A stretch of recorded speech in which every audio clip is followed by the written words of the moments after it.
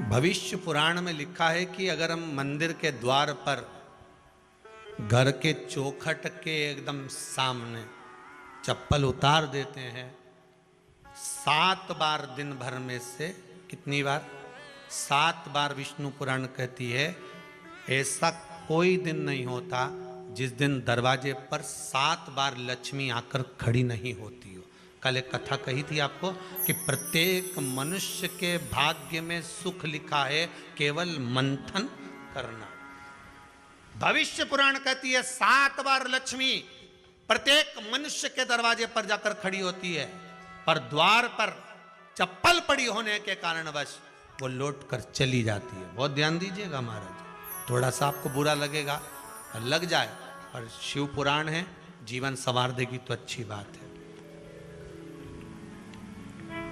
जीवन संवार दे तो अच्छी बात है। मंदिर के द्वार पर हम जब चप्पल छोड़ते हैं,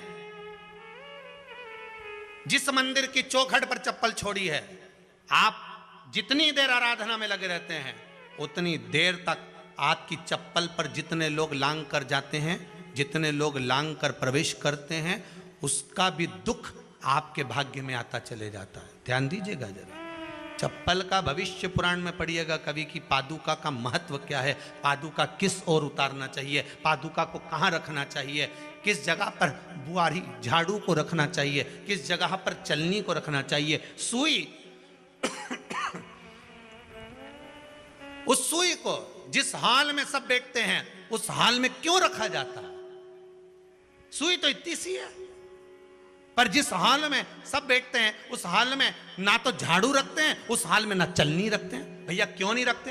कारण क्या है कि जिस हाल में सब बैठकर बात करें, आवक जावक की बात हो, व्यापार की बात हो, लक्ष्मी की बात हो, प्रेम स्नेह की बात हो, आपस में बैठकर सब चर्चा कर रहे हो, अगर वहां छलनी होगी, झाड़ू होगी तो बैठे बैठे बात करने में विवाद चालू हो जाएगा। 15-20 मिनट तुमने बहुत प्रेम की बात करी, अच्छे से बात करी, पति पत्नी बहुत प्रेम की बात कर रहे थे, मालूम पड़े बात करते करते से कब झगड़ा उत्पन्न हो जाए तो समझ में नहीं आया। हमारी बहू को क्या हो जाता है, बैठे बैठे बात करते करते झगड़ा कर देती है, जरा सी बात में झगड़ा चालू हो जाता है। कारण क्या है? जिस हाल में तुम बैठ रहे हो, जिस कमरे में तुम बैठ रहे हो, जिस हाल के अंदर सब बैठकर चर्चा करते, बात करते, चित्त करते, आपस में बैठकर सब लोग एक दूसरे के बातचीत करने बैठे हैं, आय व्यय देखने बैठे हैं, दुकान व्यापार की बात करने बैठे हैं, उस जगह पर भी झगड़े का क्रम कहां से आ गया? एक ना एक का मुंह क्यों फूल गया? कारण क्या था? कोई बात टेंशन क्यों आ रहा है? मतलब उस हाल में या तो चलनी रखी है या झाड़ू रखी है, भले तुमने सोफे के नीचे फंसा दियो, भले तुमने पीछे फंसा दियो, पर पड़ी जरूर है, रखी जरूर है,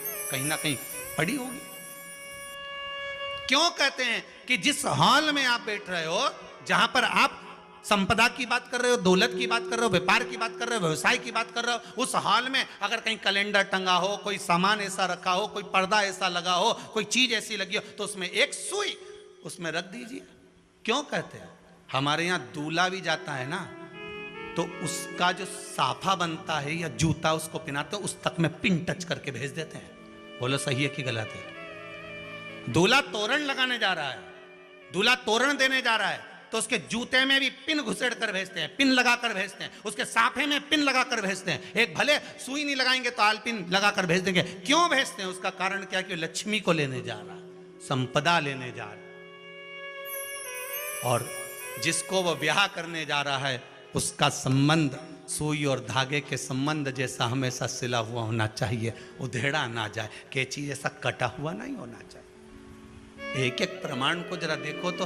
और दुनिया के लोग कहते हैं साहब हमारे यहाँ तो सुख नहीं है, शांति नहीं। शांति तुमने भंग करी, कोई दूसरा भंग करा।